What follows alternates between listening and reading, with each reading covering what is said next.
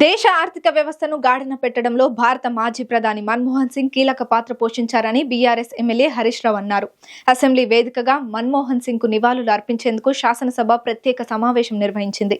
ఈ క్రమంలో హరీష్ రావు మాట్లాడుతూ ఆయన ఎప్పుడూ పదవుల కోసం చూడలేదని, పదవులే ఆయనను వెతుక్కుంటూ వచ్చాయన్నారు. ఆయన 33 సంవత్సరాలు పెద్దల సభలో క్రియాశీలంగా వ్యవహరించారని, మన్మోహన్ సంతాప తీర్మానాన్ని మండలిలోనూ పెట్టి ఉంటే బాగుండేదని చెప్పారు.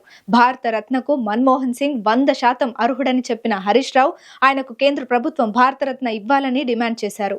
మన్మోహన్ సింగ్ గారు పెద్దల సభలో ఆయన 33 సంవత్సరాలు పెద్దల సభలో పనిచేశారు. ఈరోజు మన రాష్ట్రంలో కూడా పెద్దల సభలో వారికి నివాళులు అర్పించుంటే మరింత సముచితంగా ఉండేది. ఎమ్మెల్సీలు చాలామంది కూడా అడుగుతున్నారు, ఎందుకు మన్మోహన్ సింగ్ గారి సంతాప తీర్మానాన్ని శాసన మండలిలో పెట్టలేదు అనేటువంటి విషయాన్ని వాళ్ళు కూడా అడుగుతూ ఉన్నారు. మరి శాసనసభ పెట్టినప్పుడు శాసన మండలిలో కూడా పెట్టి వారికి నివాళులు అర్పించుంటే మరింత బాగుండేది. దాన్ని వారు గమనంలో తీసుకుంటారని చెప్పి భావిస్తున్నాను. ఎప్పుడు ఒక్క అడుగు కూడా పక్కకు జరగని ఆయన వ్యక్తిత్వాన్ని, ఆయన గొప్పదనాన్ని ఈ సభ ద్వారా చెప్పేటువంటి ప్రయత్నం చేస్తున్నాం అధ్యక్ష. అంటే మన్మోహన్ సింగ్ని పొడవడం మీకు ఇష్టం లేదా? ఆయన పొగుడుతున్నా మన్మోహన్ సింగ్ యొక్క గొప్పతనాన్ని, వ్యక్తిత్వాన్ని చెప్పే ప్రయత్నం చేస్తున్నాం. సభను కొంచెం ఆర్డర్లు పెట్టండి అధ్యక్ష. అధ్యక్ష, తెలంగాణ రాష్ట్ర ఏర్పాటులో కూడా తప్పకుండా ప్రధానమంత్రి గారి పాత్ర ఉంది. ఎవరు ఎవరన్నా కాదన్నా మన్మోహన్ సింగ్ గారు ప్రధానమంత్రిగా ఉన్నప్పుడే భారత పార్లమెంట్లో తెలంగాణ బిల్లు పాస్ అయింది. ఇది చరిత్రలో దాస్తే దాగే సత్యం కాదు. We have to agree that. But ఒక గౌరవ సభ్యులందరూ కూడా చాలామంది మాట్లాడారు తెలంగాణ రాష్ట్ర ఏర్పాటు విషయంలో మన్మోహన్ సింగ్ గారి పాత్ర గురించి, కాంగ్రెస్ పార్టీ పాత్ర గురించి కూడా సభ్యులందరూ కూడా చెప్పారు. ఈ సందర్భంగా అందులో కొన్ని సందర్భాల్లో ప్రత్యక్షంగా నేను కూడా ఉన్నాను. కొన్ని విషయాలు నేను కూడా పంచుకోవాలనుకుంటున్నాను అధ్యక్ష. 2004లో కాంగ్రెస్ పార్టీ అప్పటి మా టీఆర్ఎస్ పార్టీతో పొత్తు పెట్టుకోవడం, తెలంగాణ రాష్ట్రాన్ని ఏర్పాటు చేస్తామని చెప్పి స్వయంగా యూపీఏ అధ్యక్షురాలు సోనియా గాంధీ గారు కరీంనగర్లో ప్రకటన చేశారు. మేము కాంగ్రెస్ పార్టీతో అలయన్స్ జరిగింది అధ్యక్ష. రాష్ట్రంలో, కేంద్రంలో కాంగ్రెస్ ప్రభుత్వం అధికారంలోకి వచ్చింది.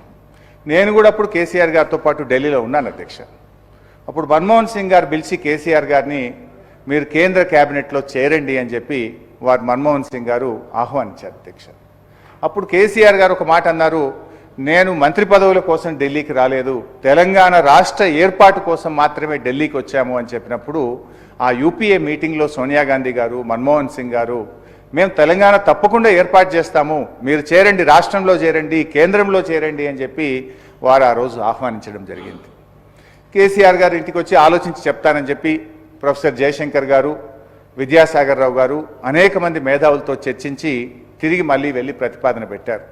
వారంత పెద్ద మనుషులు మనల్ని ఆహ్వానించినప్పుడు మరి చేరకపోవడం కరెక్ట్ కాదేమో, కానీ మనం వచ్చినటువంటి ఎజెండా తెలంగాణ కదా, యూపీఏ కామన్ మినిమం ప్రోగ్రాంలో తెలంగాణ అంశాన్ని చేర్చండి, తెలంగాణ రాష్ట్ర ప్రక్రియను మేము చేస్తామని మీరు యూపీఏ కామన్ మినిమం ప్రోగ్రాంలో పెడితే మేము తప్పకుండా క్యాబినెట్లో చేర్తామని చెప్పి ఆ రోజు కేసీఆర్ గారు చెప్పడం, డాక్టర్ మన్మోహన్ సింగ్ గారు ఆ రోజు అంగీకరించినటువంటి విషయాన్ని నేను గుర్తు చేస్తా ఉన్నాను అధ్యక్ష. సో అట్లా కేంద్రంలో, ప్రభుత్వంలో కేసీఆర్ గారు చేరారు అధ్యక్ష. ఆ రోజు 22 మే 2004న కేసీఆర్ గారు కేంద్ర క్యాబినెట్లో ప్రమాణ స్వీకారం చేశారు. సాయంత్రానికి పోర్ట్ఫోలియోలు ఇచ్చారు, షిప్పింగ్ పోర్ట్ఫోలియో ఇస్తూ గెజిట్ వచ్చింది అధ్యక్ష.